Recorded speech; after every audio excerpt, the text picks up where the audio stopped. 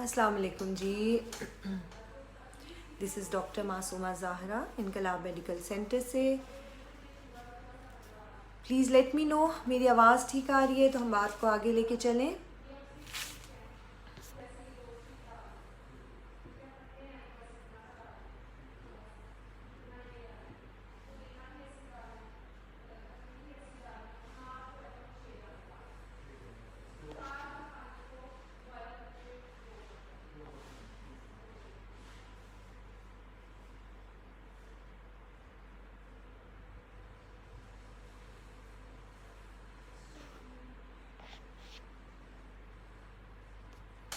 जी जनाब, अस्सलाम वालेकुम। क्या हाल है, कैसे हो आप? मेरी आवाज़ ठीक आ रही है? प्लीज़ मुझे कोई बता दे।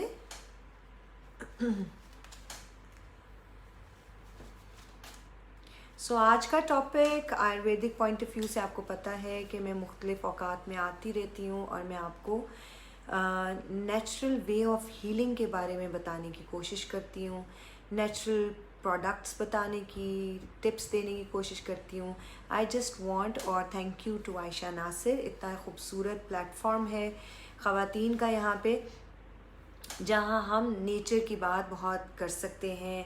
और मुझे इतना अच्छा फीडबैक आप लोगों की तरफ से मिलता है कि आई लव कि मैं जितना आप लोग पूछो मैं उसको बताऊं, क्योंकि कोविड ने हमें ये समझा दिया है कि हमें इम्यूनिटी को रेज रखना है और उसका वाहिद तरीका अपने लाइफस्टाइल को चेंज करना है। थैंक यू सो मच उम्मे अली।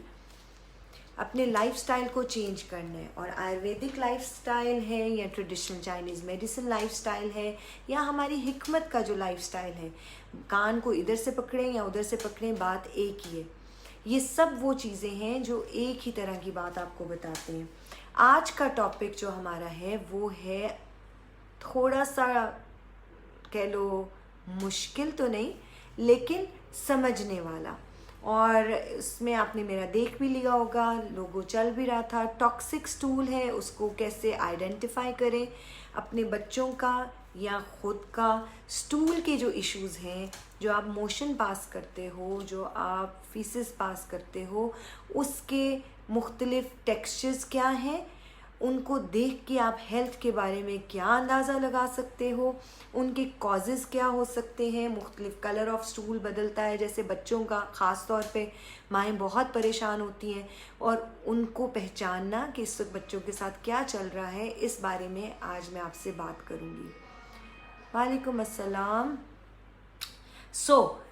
सबसे पहले हम आ जाते हैं, मैंने एक चार्ट भी बना दिया, मैं उसको फोकस भी करूँगी, आप चाहो तो उसकी पिक्चर भी ले लो ताकि जो मैं बात कर रही हूँ वो आपके पास लिखी हुई प्रॉपर आ जाए। मैंने पहले सोचा कि क्योंकि ये कितना वास्ट सा टॉपिक है ना, अगर मैं अपनी फील्ड के हवाले से बात करूँ तो हम यूरिन एग्जामिनेशन और स्टूल एग्जामिनेशन से बॉडी की बहुत हद तक डायग्नोसिस कर सकते हैं प्रॉब्लम्स के बारे में। पुराने ज़माने में पेशाब और पखाना ये दो ऐसे तरीके थे, ख़ास तौर पे यूरिन को देखा जाता था, पेशेंट्स को कहा जाता था जब लैब सिस्टम्स नहीं थे। और हिकमत में तो अब भी हम ऐसा करते हैं कि जब हमें बहुत ज़्यादा किसी चीज़ के बारे में पता करना होता है तो हम स्टूल का या यूरिन का सैंपल मंगाते हैं, और वही आपकी इंटरनल सारी कहानी बताती है। यहाँ हमने बात करनी है कि घरेलू तौर पे घर में आप स्टूल के मुख्तलिफ कलर्स के बारे में क्या अंदाज़ा लगा सकते हैं, और उसको हल्का फुल्का घर पे अगर ट्रीट करना पड़े तो वो कैसे ट्रीट करेंगे। सबसे पहले स्टूल का नॉर्मल कलर सबको पता है, ब्राउन कलर का टेक्सचर जो है उसका सॉफ्ट होना चाहिए, बहुत ज़्यादा सॉफ्ट भी नहीं, लेकिन normal easy to pass stool जो है वो एक नॉर्मल टेक्सचर हम सबको पता है। ठीक, दूसरी साइड पे हम आ जाते हैं, स्टूल का कलर जो है अगर येलो कलर का होगा तो इसका क्या मतलब है। अगर येलो स्टूल का कलर है तो इसका मतलब है कि आपकी डाइजेस्टिव ट्रैक्ट जो है वो अच्छा काम नहीं कर रहा, स्पेसिफिकली आपकी स्मॉल इंटेस्टाइन जो है वो अच्छा काम नहीं कर रही। अगर स्टूल का कलर रेड या रेडिश टोन में ज़्यादा है तो इसका मतलब है कि लोअर डाइजेस्टिव ट्रैक्ट जो है आपका, यानी लार्ज इंटेस्टाइन में कहीं अल्सर या कोई ज़ख़म हो गया है। अगर स्टूल का कलर ब्लैक है, और रेड कलर पे ये भी ज़हन में रखें कि हर स्टूल रेड कलर का जो है उसके मतलब कतन ये नहीं है कि आपको ब्लीडिंग हो गई कहीं से। आप पहले ये देखो कि आपने या आपके बच्चे ने कोई रेड डाइज वाली कोई चीज़ तो नहीं पी थी, जैसे स्टिंग को बहुत ज़्यादा पी लिया हो, या चुकंदर का जूस पी लिया हो, या कुछ ऐसी चीज़ें जिसमें लाल रंग या फूड कलर का इस्तेमाल, जिस तरह आजकल की ब्राउनीज आती हैं, तो रेड वेलवेट ब्राउनी टाइप इस तरह का ले लिए तो भी स्टूल का कलर चेंज होगा। लेकिन अगर ऐसा कुछ नहीं किया और स्टूल का कलर ब्राइट रेड है तो लोअर डाइजेस्टिव ट्रैक्ट के अंदर कहीं ना कहीं ब्लीड कर रहे हैं, उसका ध्यान करेंगे, जिसमें हेमोराइड्स आते हैं। हाँ, पाइल्स भी इसी के अंदर आ सकते हैं, पाइल्स की ब्लीडिंग भी ऐसी हो सकती है। फिर अगर स्टूल का कलर डार्किश रेड है, डार्किश रेड अगर स्टूल का कलर है तो भी ऑलमोस्ट यही होगा, लेकिन हम अल्सरेटिव कोलाइटिस दिमाग में रखते हैं। फिर अगर स्टूल का कलर डार्क ब्लैक कलर है तो भी पहली चीज़ ये देखनी है कि आपने कुछ खाना ऐसे तो नहीं खाया जिसका कलर ब्लैक था। जिस तरह पालक का इस्तेमाल ज़्यादा करने से भी स्टूल का कलर ब्लैक हो सकता है, साग का इस्तेमाल करने से भी स्टूल का कलर डार्कर शेड में आ सकता है। अगर आपके फूड इनटेक में ऐसा कुछ नहीं है और डार्क शेड का स्टूल बच्चा पास कर रहा है या आप पास कर रहे हो, तो इसका मतलब है कि आपका अपर डाइजेस्टिव एरिया में कहीं आपने ब्लीड किया है। ये एक नॉर्मल सी फॉर्मेशन है जिसको हम कलर्स से डिफाइन कर सकते हैं। फिर स्टूल के स्मेल से हमें पता चलता है, स्मेल करने से बच्चे ख़ास तौर पे अगर बहुत ज़्यादा ऑफेंसिव स्मेल है, ऑडोर जो है इसकी वो सावर है, खट्टी मतलब टेस्ट सा आ रहा है, और उसको आप स्मेल करते हो तो आपको एक गंदी ऑफेंसिव सी आ रही, तो हम हिकमत में उसको कहेंगे कि आपका जो है मैदे में ठंडक हो गई है। तो ये काफ़ा बॉडी टाइप, और ऐसे बच्चों का स्टूल बिल्कुल पानी की तरह निकलता है, पानी जैसा ग्रीन स्टूल निकलेगा। हाँ, तो इसका मतलब है काफ़ा बॉडी टाइप है। अगर स्टूल जो है वो बच्चा ज़ोर लगा के पास कर रहा है या बड़ा, उसको कॉन्स्टिपेशन है और वो ज़ोर लगाना पड़ रहा है उसको, और उसके बाद भी प्रॉपर इजैकुलेशन नहीं होती है, तो ये वाता बॉडी टाइप स्टूल है। वाता बॉडी टाइप अभी मैं थोड़ा सा बोर्ड की तरफ भी ले जाऊंगी ताकि आपको और ज़्यादा एक्सप्लेन कर सकूं। फिर अगर स्टूल जो है वो ग्रीनिश टिंच के अंदर आ रहा है, लेसी है, लेसदार स्टूल है, तो ऐसे में एक्सेस फायर हो गई है बॉडी में। बॉडी में फायर कहाँ से आ सकती है? अब आप कहोगे बॉडी की फायर का मतलब कि आपका बच्चा या आप चंद दिनों से कैफ़ीन का इस्तेमाल ज़्यादा करें, डीप फ्राइड चीज़ों का इस्तेमाल ज़्यादा करें, ऐसी चीज़ें जो जिस्म में गर्मी खुश्की बढ़ा रही हैं उनका इस्तेमाल ज़्यादा कर रहे हो। अस्सलाम वालेकुम शुगुफ्ता, अल्हम्दुलिल्लाह बिल्कुल ठीक। नोमिला वालेकुम अस्सलाम, कैसे हो? ठीक है। सो मैंने आज ख़ास तौर पे बोर्ड की तरफ इसलिए लिखा कि मैं बात कर रही होती हूँ तो कई लोगों के फिर बाद में बहुत सारे मैसेजेस आते हैं कि आप हमें रिपीट बताएं कि हमें अब क्या करना चाहिए। तो मैंने सोचा कि मैं कुछ ऐसा लिख दूँ जिसको आप स्क्रीनशॉट ले लो ताकि आप उसको बाद में बैठ के थोड़ा सा पढ़ सको, अपने बच्चों के बारे में, उनकी हेल्थ के बारे में, ख़ास तौर पे जो माँ कॉन्शियस है वो इसको बहुत अच्छे तरीके से इस्तेमाल कर सकती हैं।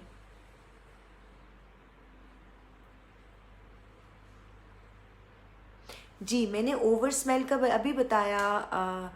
रोहान राव रोहान, अब आपका मुझे नाम नहीं पता कि क्या है, लेकिन आपकी बेटी का जो मसला है ना, डेफिनेटली उसकी डाइट को चेंज करने की बहुत सख्त ज़रूरत है। उसकी अगर हिकमत की ज़ुबान में बोलूँ तो एक्सेस फायर या जिगर में गर्मी है। आप ऐसा कीजिए कि अक्सीर जिगर सिरप जो है हमदर्द और करशी का 1 टीस्पून उसको सुबह शाम देने लग जाए, प्लस उसको एक दफ़ा डी वार्म करें तो वो उसकी स्मेल चली जाएगी। खाने पीने में उसको हाइड्रेटेड रखें, बहुत ज़्यादा पानी का इस्तेमाल कराएं। पानी की कमी भी ऐसा कर सकती है उस सूरत में जबकि खाने पीने में burgers, pizza, pastas, junk food, cold drinks ज़्यादा हैं और फ्राइड चीज़ें ज़्यादा हैं, तो फिर बच्चों के स्टूल में ऐसी स्मेल आ सकती है। मैं बोर्ड की तरफ लेके जाने की कोशिश करती हूँ, होपफुली अगर नहीं आ रहा ठहरो मुझे आप बता देना, मैं एक दफ़ा आपको इसको रिवाइज़ करा दूँ। सबसे पहले ब्राउन स्टूल तो ये नॉर्मल होगा, ग्रीन कलर का है तो आपने वही देखना है कि ग्रीन वेजिटेबल्स, किसी किस्म का साग, पालक, मेथी, इस तरह की चीज़ें खा रहे हैं तो भी ग्रीन हो सकता है। अगर वो नहीं खाए तो ग्रीन कलर का स्टूल मीन्स कि बैक्टीरियल इन्फेक्शन है। सो बच्चों को अगर हरे रंग का स्टूल आए तो वो बैक्टीरियल इन्फेक्शन होगी। बड़ों को भी अगर हरे रंग का स्टूल आएगा तो वो बैक्टीरिया उनके पास है। और एक सूरत ये भी हो सकती है कि एंटीबायोटिक्स का इस्तेमाल, जैसे यूरिनरी ट्रैक इन्फेक्शंस के लिए अगर आप कोई ले लेते हो, साशे ले लेते हो, या आप एंटीबायोटिक्स का इस्तेमाल करते हो, तो ऐसे में भी आपका स्टूल का कलर ग्रीन हो सकता है। मैं आगे चल के बात करूंगी कि अगर आपको आपका डॉक्टर एंटीबायोटिक दे रहा है और आपका पेट खराब होता है तो उसको आप अलोंग विद द एंटीबायोटिक लेते हुए अपने स्टूल को बेहतर कैसे कर सकते हो, या अपने बच्चे के स्टूल को बेहतर कैसे कर सकते हो। फिर येलो स्टूल अगर होगा तो जैसे मैंने पहले बताया वो स्मॉल इंटेस्टाइन इन्फ्लेमेशन की वजह से है। ऐसे ही येलो अगर उल्टी आएगी तो भी वो स्मॉल इंटेस्टाइन इन्फ्लेमेशन की वजह से। आपके हाजमे का सेकंड पोर्शन अच्छा नहीं है, उसको ठीक करने की ज़रूरत है। देन ब्राइट रेड का मैंने बता दिया कि आपने देखना है कि खाने पीने में ऐसा कुछ तो नहीं था जो लाल रंग का था। अगर नहीं था तो वो फिर आपके लोअर डाइजेस्टिव ट्रैक की ब्लीडिंग की वजह से हो सकता है। डार्क रेडिश या डार्क ब्लैक कलर का स्टूल आ रहा है तो वो अपर आपके डाइजेस्टिव ट्रैक के अंदर कहीं ब्लीडिंग की वजह से हो सकता है। लेकिन पैनिक होने की ज़रूरत नहीं है। बहुत ज़्यादा इन्फॉर्मेशन भी सम टाइम कहते हैं ना वो गलत हो जाती है। सो आपको अपने डॉक्टर से रजू करना है, आपको अपने एक्सपर्ट से मिलना है, वो आपको मज़ीद गाइड करेंगे। खुद से ही कोई डायग्नोसिस नहीं करनी। आज का टॉपिक सिर्फ जर्नल सिम्टम्स, जर्नलाइज आपको अवेयरनेस प्रोवाइड करने के लिए कि जब आपके बच्चों के साथ ऐसा हो तो आप क्या कर सकते हैं, या आपके साथ ऐसा हो तो क्या कर सकते हैं। देन अगर वाइट कलर का स्टूल आ रहा है, देखो नॉर्मल इन जो बच्चे, छोटे बच्चे, दूध पीते बच्चे हैं जिनकी खुराक ही दूध है, उनका वाइटिश लाइट कलर का स्टूल होता ही है। लेकिन अगर किसी बड़े का वाइट कलर का स्टूल आ रहा है तो हम उसमें देखते हैं कि क्या उसको कोई क्ले रिलेटेड चीज़ तो नहीं खिलाई गई है जो कि डायरिया के बाद खिलाई जाती है। आप मुख्तलिफ साशेस बाज़ार में भी मिलते हैं। हम आयुर्वेदिक पॉइंट ऑफ व्यू से देखें तो हम मुल्तानी मिट्टी खिलाते हैं। जब सीवियर डायरिया होता है तो हम मुल्तानी मिट्टी का 1 चम्मच खिलाते हैं, उससे बेहतर हो जाता है पानी में घोल के। फिर दूसरी साइड पे अब अगर हम इधर आ जाएं तो आप ये ट्रायंगल ज़िंदगी में याद रखो, ये आपकी वो इजी वे ऑफ ट्रीटमेंट है कि जिसको अगर हमने समझ लिया तो हमारी ज़िंदगी बहुत आसान हो जाती है। वाता, मैं हमेशा बोलती हूँ, वाता मीन्स गैस, वाता का मतलब ड्राइनेस, वाता का मतलब लुब्रिकेशन का कम हो जाना, काफ़ा मतलब वाटर, काफ़ा का मतलब ज़्यादा पानी का हो जाना, और पिता मतलब फायर। अब अगर हम स्टूल्स के ऊपर बात करें तो जैसे मैंने बोला कि येलो कलर का स्टूल होगा या वो ग्रीन कलर का स्टूल होगा। हमने यहाँ पे दो कलर्स देखे थे जो एलोपैथिक पॉइंट ऑफ व्यू से थे, yellow and green. Yellow and green stools जो हैं वो मेरी आयुर्वेदिक पॉइंट ऑफ व्यू से ये आपके चले जाते हैं पिता में येलो, और अगर ग्रीन कलर का आपको स्टूल बच्चा या आप पास कर रहे हो तो एक्सेस फायर है बॉडी में, इस चीज़ को याद रखना है। अब इसका इलाज क्या है? हाइड्रेटेड होना, पानी ज़्यादा से ज़्यादा, डायरिया में तो होता है, इसमें डायरिया आता है, पानी ज़्यादा से ज़्यादा पीना, इस चीज़ का ख्याल रखना ज़रूरी है। आपके जो खुराक है वो फौरी तौर पे जूद हज़म खुराक, यानी ऐसी खुराक जो जल्दी हज़म हो जाए, जो कि हमें आमतौर पे पता है कि डायरिया में ऐसे ही करते हैं, हाँ। लेकिन येलो एंड ग्रीन होगा तो हम उसको मेक श्योर करेंगे कि एंटी बैक्टीरियल चीज़ें भी दें। तो ऐसे में मैं आयुर्वेदिक पॉइंट ऑफ व्यू से कहूँ तो एक छोटा सा नुस्खा आप लिख लीजिए। डायरिया जब छोटे बच्चों को ज़्यादा हो या बड़ों को ज़्यादा हो, छोटे हैं जो 6 माह से छोटे बच्चे हैं, उनके डायरिया के बीच में एग वाइट को अच्छा सा विस्क करो। जब उसकी फोमी टेक्सचर आ जाए तो उसमें 2 ऑंस पानी डाल दो, थोड़ी देर के लिए रख दो और छान लो।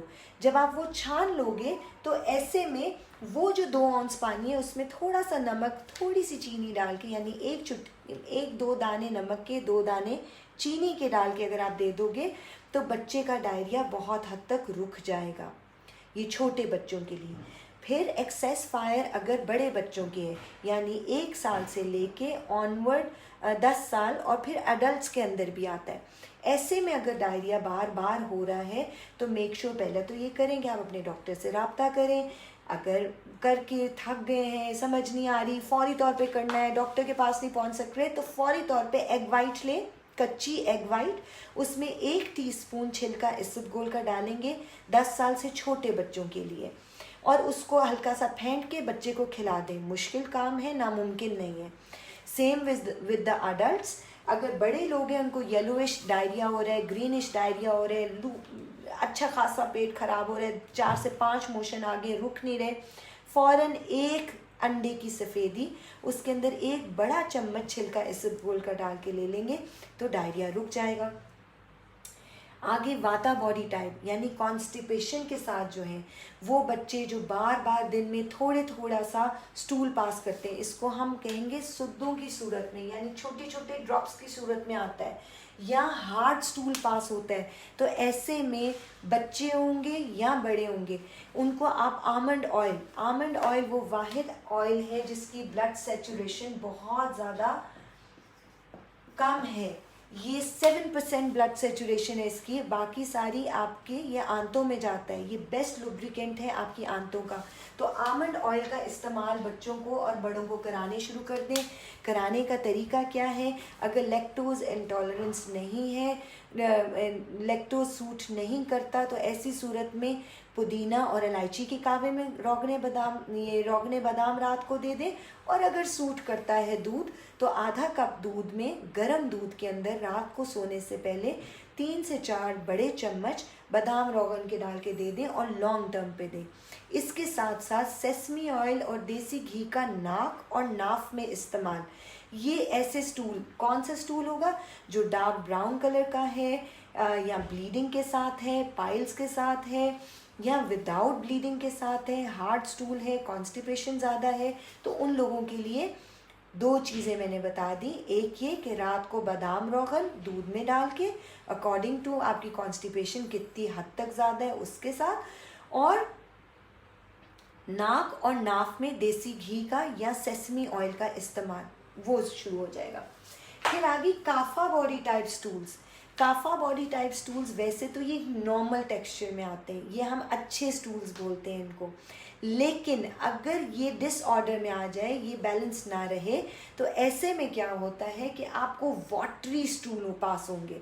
पिता में वाटरी नहीं होते, सॉफ्ट और बार बार और ज़्यादा स्टूल पास होता है, लेकिन काफा बॉडी टाइप के जितने भी स्टूल हैं वो ऐसे लगता है जिस तरह नलका ही खुल गया, जिसमें आप एकदम से डिहाइड्रेटेड होते हो, एकदम से आपका सारा कुछ निकल रहा है बाहर। ऐसी सूरत में फौरी तौर पे लौंग और दालचीनी का कहवा, पहली चीज़ वो बार बार पिए, सिप सिप लें, और फिर इसके साथ अंडे की सफ़ेदी और छिलका इसबगोल का इस्तेमाल 1 घंटे के अंदर 2 दफ़ा करें तो ये स्टूल्स रुक जाते हैं।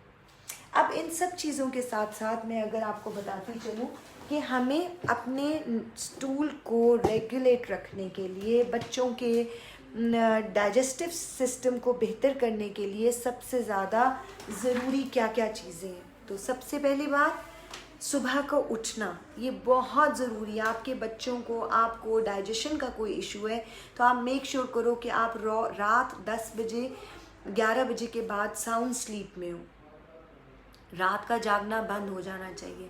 फिर सुबह जल्दी उठना, ये सबसे ज़रूरी है। हर चीज़ दवाई में नहीं है, 80% खुराक में है और आपके लाइफस्टाइल चेंज के अंदर है, उसका ख्याल रखना बहुत ज़रूरी है। आपने ये जहन में रखना है कि आपका जितना भी कुछ भी आप बीमार हो, आपके बच्चे बीमार हैं या बीमार नहीं भी हैं, ये जहन में रखो कि जब भी आपको प्रॉपर क्योर की तरफ जाना है, किसी चीज़ को ठीक करना है, तो वो दवाई सिर्फ 20 to 30% काम करती है। कोई भी डॉक्टर हो गया, कोई भी हकीम हो गया, कोई भी हेमोपैथ हो गया, वो आपको जो भी मेडिसिन दे रहे हैं, जो कुछ भी कर रहे हैं, वो सिर्फ 30% है। 70% आपकी डाइट और आपकी डेली की रूटीन है। आपका उठना बैठना, जिसको हम आयुर्वेदिक लाइफस्टाइल बोलते हैं, वो अपनाने की बहुत सख्त ज़रूरत है, तो उसको ज़रूर अपनाएं। नंबर 2, पानी का इस्तेमाल। बार बार मैं कहती हूँ पानी का इस्तेमाल तो वो ज़रूर कीजिए। पानी फाइबर का इस्तेमाल करें अगर कॉन्स्टिपेटेड है, और अगर IBS का इशू है, बार बार कभी पेट खराब और कभी ठीक है, तो आप मेक श्योर करो कि अपने स्टूल के कलर के ऊपर फोकस करो। ग्रीन कलर है तो याद रखो कि वो एंटीबायोटिक्स की वजह से, येलो कलर है तो याद रखो वो स्मॉल इंटेस्टाइन की इन्फ्लेमेशन की वजह से। तो आपको इसके मुताबिक अपना इलाज करना है। होपफुली आज का सेशन आपको थोड़ा सा इन्फॉर्मेटिव लगा होगा। एक जर्नल सी आपको ओवरव्यू दे रही हूँ कि आपको अपनी ज़िंदगी में, अपने बारे में, अपनी चीज़ों के बारे में, अपने बच्चों के लिए ये कलर्स का ध्यान रखना बहुत ज़रूरी है। आपको उनकी टंग को रोज़ ज़रूर देख लिया करो, लेकिन वह में भी नहीं पड़ना, ये भी याद रखो। कई माएँ ऑब्सेस्ड हो जाती हैं बच्चों के बारे में। बच्चों को जितना, मैं हमेशा कहती हूँ कि अपने आप को और अपने बच्चों को जितना नेचर के करीब रखो, और जितना कहते हैं ना, सोहल ना पालो। उनके ऊपर बहुत ज़्यादा कड़ी निगाह तो रखते हैं ना, लेकिन एक्स्ट्रा ओवर प्रोटेक्टेड ना रखो, तो उतने ही बच्चे सेहतमंद रहते हैं।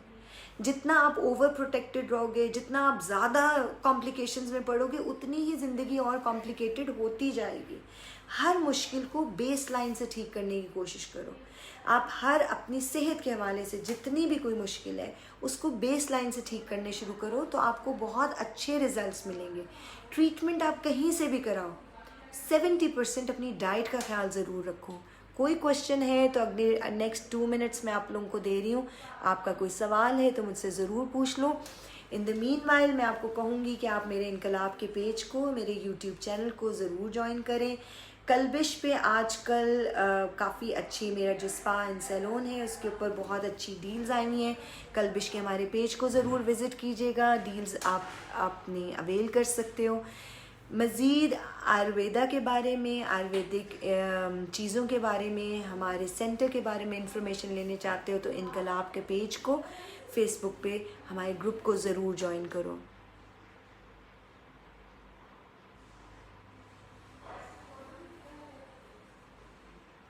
शगुफ्ता, अगर उसको ब्लैक स्टूल पास हो रहा है और एंडोस्कोपी ठीक है, तो अगर आप कहो बेहतर ये है कि उसको एक दफ़ा मेरे पास भेजो, मैं पल्स रीडिंग करके बेहतर तौर पे जज कर सकूँगी। लेकिन एंडोस्कोपी अगर ठीक है और ब्लैक स्टूल है तो फिर भी हमारा क्वेश्चन मार्क वही है कि ब्लीडिंग कहीं ना कहीं हुई है या हो रही है, उसको रूल आउट करना ज़रूरी है। ये पल्स रीडिंग के बगैर शायद मैं बेहतर आपको जवाब ना दे सकूँ। Thank you Maria, thank you Rao Rahman.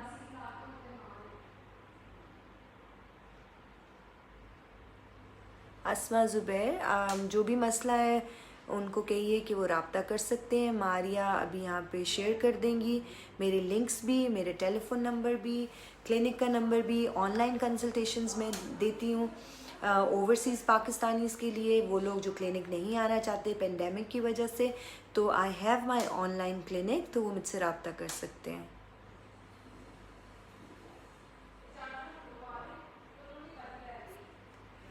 अपना बहुत ख्याल रखिएगा। कोई क्वेश्चन हो तो आप नीचे ड्रॉप ज़रूर कर दीजिएगा और मैं उसके आंसर देने की पूरी कोशिश करूँगी। आजकल के सीज़न के हवाले से एक छोटी सी टिप देती जाऊँ। हब्स का मौसम है और खांसी ज़ुकाम, कोविड तो फैला हुआ है ही, लेकिन बग़ैर कोविड के भी बहुत ज़्यादा खांसी ज़ुकाम है। और कोविड के साथ आजकल जो मेरे पास पेशेंट आ रहे हैं आफ्टर पोस्ट कोविड कॉफ का जो मसला है जो नहीं सॉल्व हो रहा, तो उसके लिए एक छोटी सी टिप देती जाती हूँ। पेपर पेंसिल पास है तो ठीक, नहीं है तो रिकॉर्ड का बटन दबाओ और इसको रिकॉर्ड कर लो। किशमिश लेनी है 7 दाने, और किशमिश को देसी घी में भून लेना है, ठीक है। और 1-2 अदद अंजीरें, उनको रात को भिगो देना है और सुबह उसको भी निचोड़ के देसी घी में भून लेना है। इस किशमिश को और जो अंजीर है इसको आपने लौंग और दालचीनी के कहवे के साथ सुबह निहार मुँह कोशिश करो चबाते जाओ और थोड़ा थोड़ा लौंग और दालचीनी का कावा पीते जाओ। ये बेस्ट है फॉर ड्राई कॉफ, जो कि खिचखिच गले को लगी रहे उसको बेहतर करता है।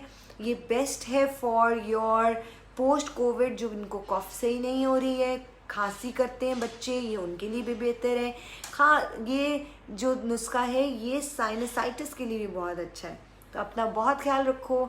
आजकल के मौसम में कोशिश करो सारे घर वाले दिन में या हफ्ते में एक बार ज़रूर किशमिश और अंजीर को देसी घी में भून के सुबह निहार मुँह नीम गर्म पानी या लौंग, दालचीनी और पुदीने के कावे के साथ ले लो। अपना बहुत ख्याल रखो, खुश रहो, खुश रखो, खुशियाँ बांटो और हम सबको दुआओं में याद रखो। Thank you so much.